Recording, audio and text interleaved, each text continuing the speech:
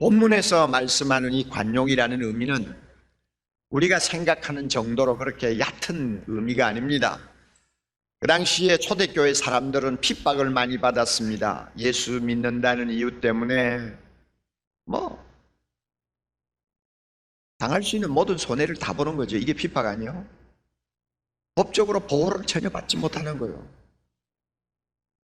예수 믿는 통에 사회로부터 왕따당하면서 재산을 몰수당하기도 하고, 자녀들이 친구들 사이에 어울리지 못하기도 하고, 어떤 때는 살고 있던 삶의 터전을 송두리째 빼앗기고 정처 없이 참 유랑생활을 해야 되는 이런 일들이 비일비재했고, 심하면은 끌려가서 지도새도 모르게 죽음을 당하는 일들이 많이 있었잖아요.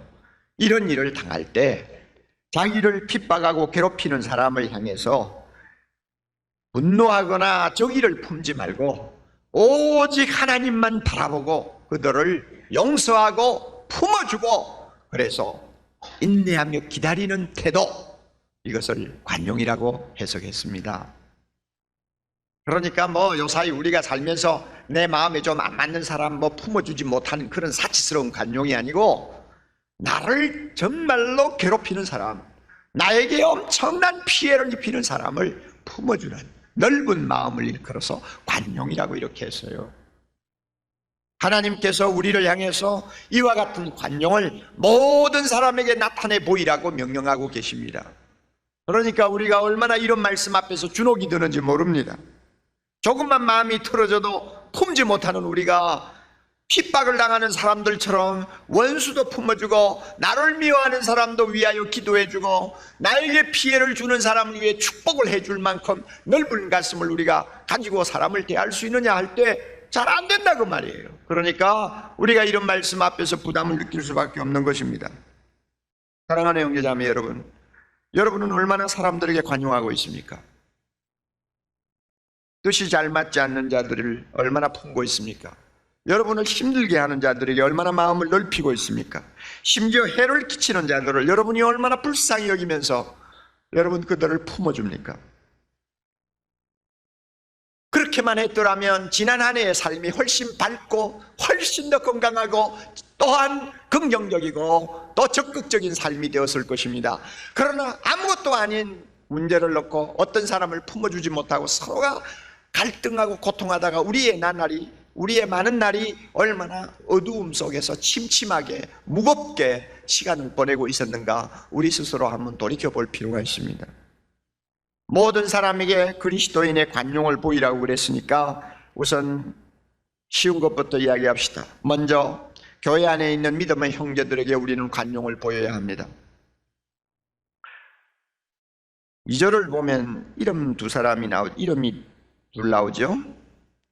유오디아라는 이름이 나오고 순두개라는 이름이 나오죠. 이 유오디아와 순두개는 여자 이름이라고 흔히 보고 있습니다. 두 사람이 여자예요. 그런데 두 사람에 대해서 뭐라고 권합니까? 주 안에서 같은 마음을 품으라고 그러죠. 빌립보 교회가 얼마나 컸는지는 잘 모르지만은 많이 커봐야 몇백 명이겠죠. 그런 작은 공동체에서 주님을 섬기며 그 당시에 여러 가지 핍박과 고통을 받아가면서도 한 형제가 되어서 뜨거운 가슴으로 서로를 품어주면서 신앙생활했어요. 그러니까 어떻게 보면 빌립보 교회는 지상의 천국이죠.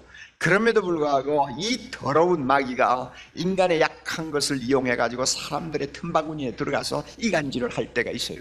그래서 아마 제가 볼 때는 유디아와 이 순두개는 상당히 참 헌신적이고 믿음 좋은 부인들인데, 서로가 이제 일을 하다 보니 그 교회의 지도자들이 된 것 같아요. 리더십을 형성하는 핵심 인물이 된 것 같아요.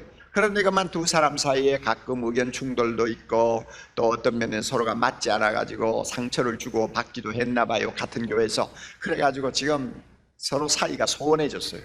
그러다가 보니까 교회 안에 있는 다른 사람들도 어떤 사람은 순두개 편을 들고 어떤 사람은 유오디게 편을 들고 이래가지고 교회가 보이지 않게 이렇게 편이 갈리는 이런 불상사가 빌립보 교회 안에 일어났어요. 여러분, 교회라는 것은 잘못하면 이렇게 되기가 쉽습니다. 교회 환경은 정말 잘못하면 서로 상처 주고 상처받을 수 있는 여지가 많이 있습니다. 그럼에도 불구하고 많은 사람들이 상처를 교회 안에서 입고도 많은 세월을 서로 풀지 못하고 한 교회에서 신앙생활을 하게 됩니다. 우리 교회는 이런 현상이 그렇게 눈에 띄게 보이지 않습니다.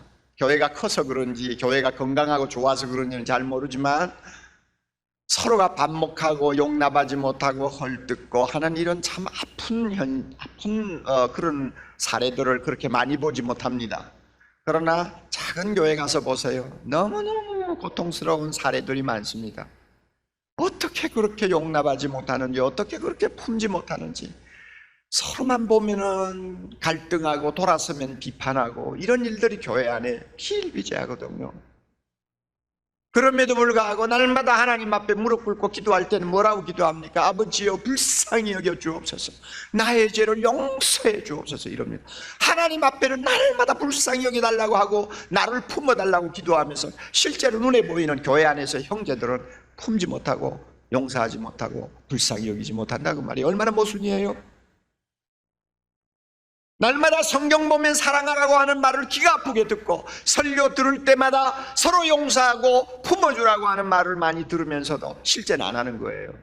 이런 면에서 위선자를 가장 많이 양산하는 곳이 있다면 교회가 아닌가 하는 생각을 가끔 합니다. 이게 교회가 안고 있는 약점이에요. 약점이에요. 여러분, 우리는 인정해야 합니다. 우리 모두 인간이에요. 우리가 중생받고 예수 그리스도를 닮아가는 그리스도의 제자의 삶을 살려고 노력합니다만 역시 우리에게는 인간적인 약함이 있고 부패한 인간의 잘못된 악한 부분이 있습니다. 그러다가 보니까 그것으로 인해서 우리는 서로 상처 주고 상처받고 서로가 갈등하고 잘못하면 등을 돌릴 수 있는 여지가 얼마든지 있어요. 그러나 우리가 이런 약점을 가지고 있다는 것을 서로 불쌍히 여길 줄 알아야 합니다. 형제에게 완전을 기대하지 마세요. 옥목사에게 완전을 기대하지 마세요. 그것은 불가능한 이야기예요. 예수 믿고 중생받아 하나님을 찬양하는 거룩한 백성이 되기는 되었습니다만 우리에게는 인간으로서 약점을 다 그대로 가지고 있어요. 언제 그것이 노출될지 몰라요. 그러므로 완전을 기대하지 마세요. 그리고 어떤 실수나 어떤 잘못을 범했다 할지라도 여러분 그 잘못에 얽매여서 그 형제를 보지 마세요. 잠깐 그 잘못으로 인해 상처 입을 수도 있지만 거기에 매여 있어서는 안 됩니다. 빨리 우리는 그 잘못에서 벗어나야 합니다. 형제의 여러 가지 좋지 못한 것을 잊어버릴 수 있도록 우리의 마음을 돌려야 됩니다. 사랑과 용서의 능력을 가지고 위험한 감정, 해로운 감정에서 우리는 벗어나야 합니다. 거기에 얽매여서는 안 됩니다. 우리가 은혜를 구하면서 노력만 하면은 하나님께서 긍휼히 여기는 축복, 긍휼히 여길 수 있는 능력을 우리에게 주십니다. 그래서 우리가 잘만 하면 사랑이 증오를 극복하는 은혜를 우리가 함께 나눌 수 있습니다. 교회는 그런 데가 돼야 돼요. 믿음으로 서로의 의심을 극복할 수 있는 곳이 교회라야 됩니다. 소망을 가지고 절망을 이길 수 있는 능력을 체험해야 그게 교회입니다. 사랑하는 형제자매 여러분, 교회는 교회다워야 합니다. 한국 교회는 지금 교회가 교회로서 교회답지 못한 면을 너무 많이 보여주어 가지고 사회로부터 어떤 면에서는 관심 받게 대상이 되어버렸어요. 예수 믿는 사람 한번 틀어지면 절대 용서하지 않아요. 예수 믿는 사람 한번 상처 주고 나면은 두고두고 그것을 기억하면서 아마 지옥을 갈지 천국을 갈지 모르지만 끝까지 기억할 거예요. 아마 어떤 교회 가보면은 뭐 사적으로 만나 이야기하면 가만히 들어보면 10년 전의 이야기예요. 세상에 그런 데가 어디 있어요? 교회는 교회다워야 돼요. 교회는 교회다워야 돼요. 교회가 어떤 것입니까? 형제의 약함을 끌어안아 주는 것이 교회 아니에요. 서로의 실수까지도 함께 짊어지는 것이 교회 아니에요. 품어주는 데가 교회 아니에요.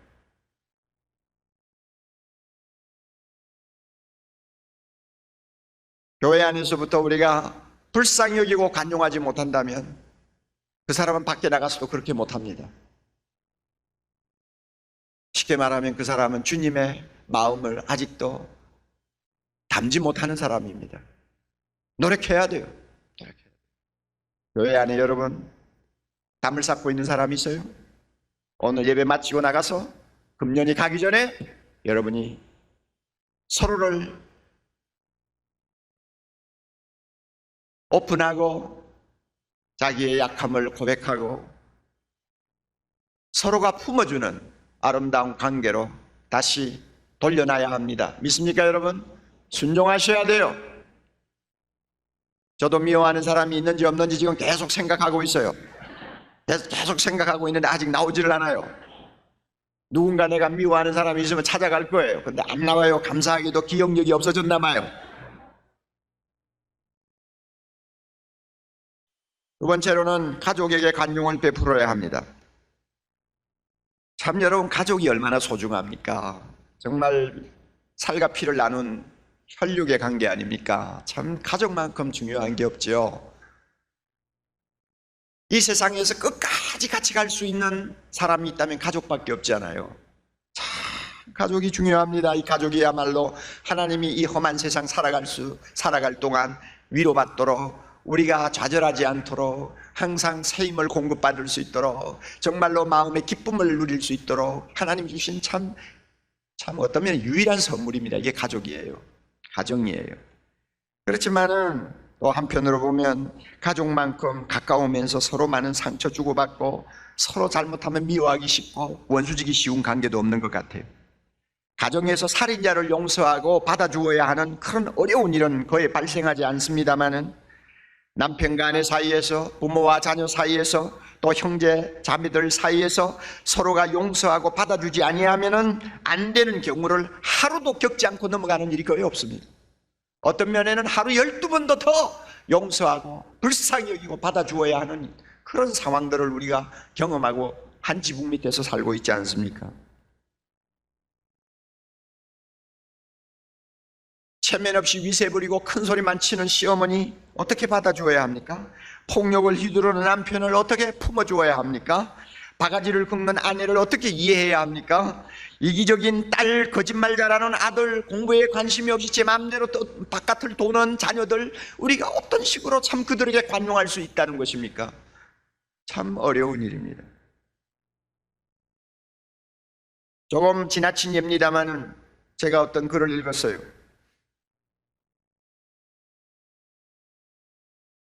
청주시에 사는 김남희 씨라는 자매 글인데, 그분이 쓴 글이기 때문에 뭐 공개해도 지장이 없다고 생각합니다. 결혼했어요. 신혼 때부터 남편은 바깥으로 돌기 시작하고, 툭 하면 온몸에 멍이 들들어 아내를 구타하고, 이런 버릇 아이가 둘이나 낳는데도 고쳐지지를 않았어요. 부부 사이 지옥이죠. 참 지옥이죠. 결혼이 뭔데? 부부가 되면 행복한 사람도 있지만 그야말로 지옥의 문을 열고 들어가는 사람도 있어요. 결혼이 바로 지옥의 문을 열고 들어가는 사람이에요.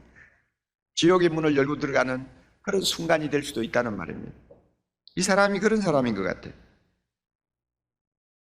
그런데 언제부터인가 남편이 식사를 하다가 숟가락을 툭 떨어뜨리고 합니다. 그리고 옆으로 쓰러져요. 병원에 가서 보았더니 손해 위축증이라고 하는 희귀병에 걸렸습니다. 점점 운동신경이 죽어가요. 그리고 나중에는 시력을 잃어가요. 그래서 점점 쇠약해가지고 나중에 죽어버리는 아주 불치병이었습니다.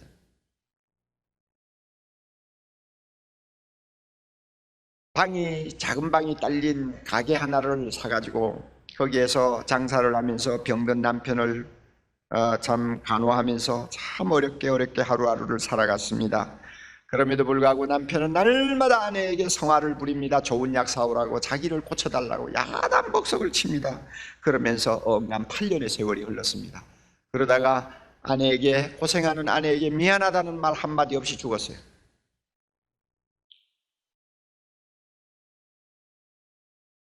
남은 것은 빚과 가난밖에 없었어요.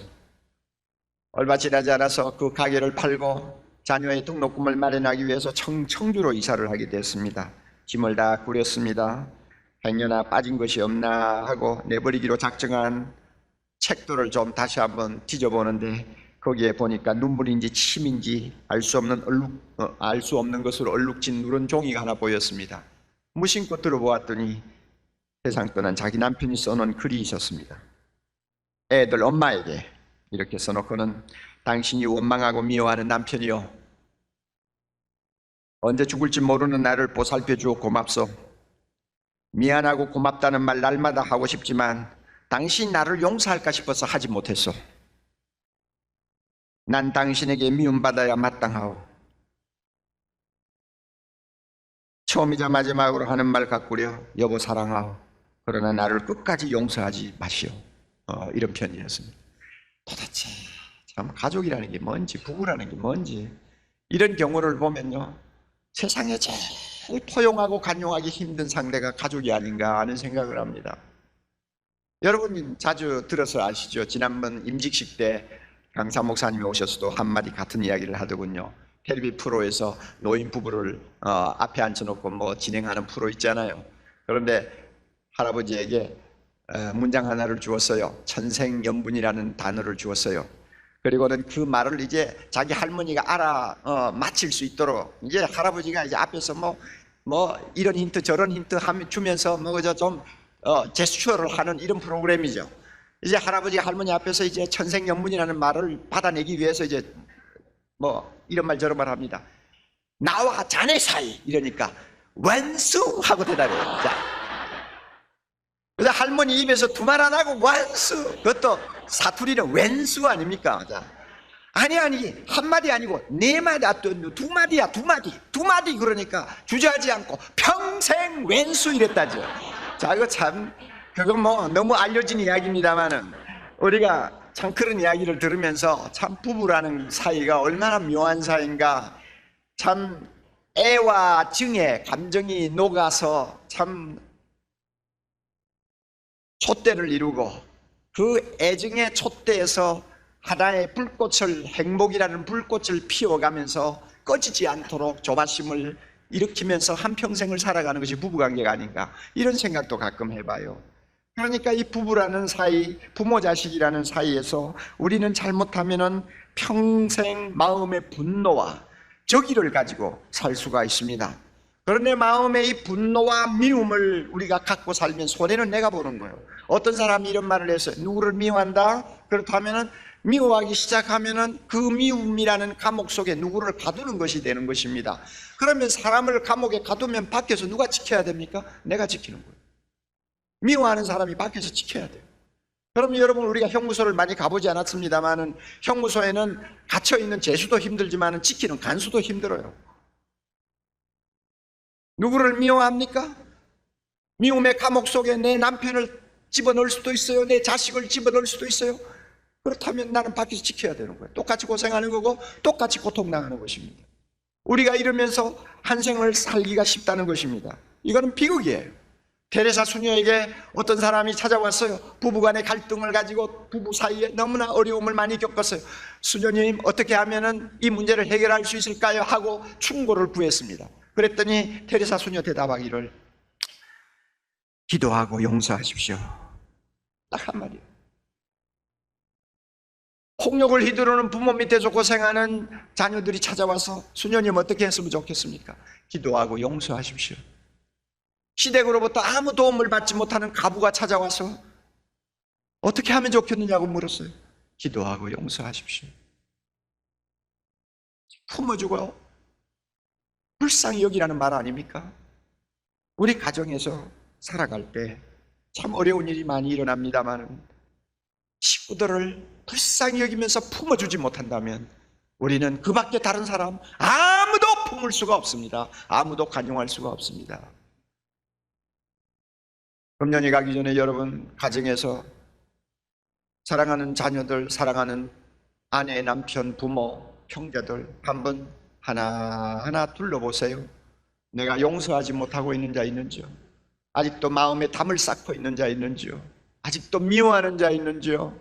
그래서 내 마음에 품지 못함으로 인하여 나도 정말 하루하루 어떤 면에서는 지옥 같은 삶을 살면서 살고 우리가 세월을 보내어 왔지 않는지 여러분 스스로 한번 살펴보세요. 만약 그렇다면 말씀대로 따르시기를 바랍니다. 너희 관용을 모든 사람에게 알게 하라.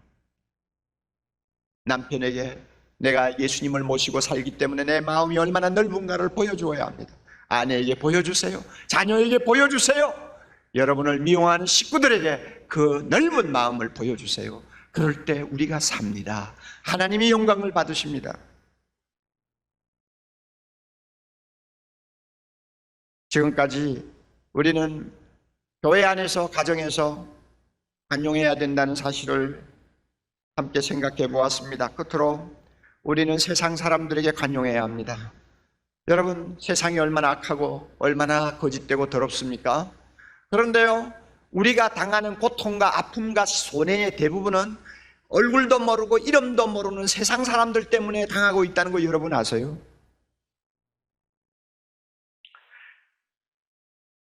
알지도 못하는 사람으로 인해서 우리는 너무나 많은 고통을 간접적으로 받습니다. 직접적으로 받습니다.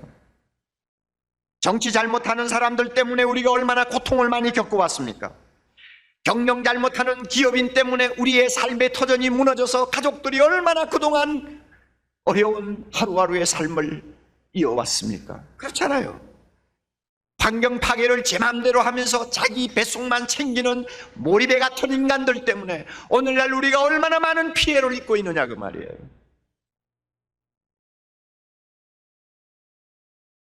돈 없는 서민이야말로 뭐 죽든지 살든지 집을 구하든지 구하지 못하든지 아랑곳하지 않고 그저 부동산 투기해가지고 아파트값, 토지값 천정부지로 솟구치게 만들어 놓고 거기서 자기 이익속만 챙기고 가난한 사람 집 하나 얻으려면은 그야말로 평생 일해도 얻을 수 없도록 만들어 놓은 장본인들이 누구예요? 이름도 모르는 사람들, 얼굴도 모르는 수많은 사람들 때문에 우리 모두가 얼마나 해를 당하고 있습니까?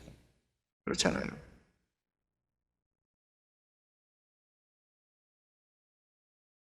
후화사치함으로써 나라 돈 축내고 우리의 세금으로 메꾸게 하는 그 비양심적인 사람들 우리 주변에 얼마나 많아요. 음주운전 하다가 사람들, 자녀들 다치고 우리 식구들 다쳐서 평생 장애인으로서 슬픈 인생을 살도록 만드는 사람들이 누구예요? 예? 책임 없이 아이들 낳아가지고 제대로 키우지 못해가지고 그 아이들 나중에 다 범죄의 온상이 되고 이 사회의 악의 주범들이 되도록 만드는 사람들이 누굽니까? 그래서 피해보는 자가 누굽니까? 우리가 세상 사람으로부터 너무나 많은 고통을 당하고 있습니다. 그러나 여러분, 이 세상에 사는 이상 우리는 그들을 향해 마음을 넓혀야 됩니다. 관용해야 돼요. 불쌍히 여겨야 돼요. 그래서 그들을 열심히 전도해서 하나님을 아는 사람으로 만들어야 됩니다. 그럴 때 우리가 세상 사람 앞에 하나님의 자녀임을 보여줄 수가 있습니다.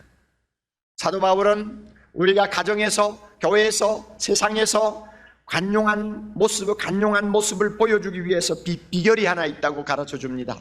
그것이 뭐냐? 주께서 가까우시니라. 할렐루야.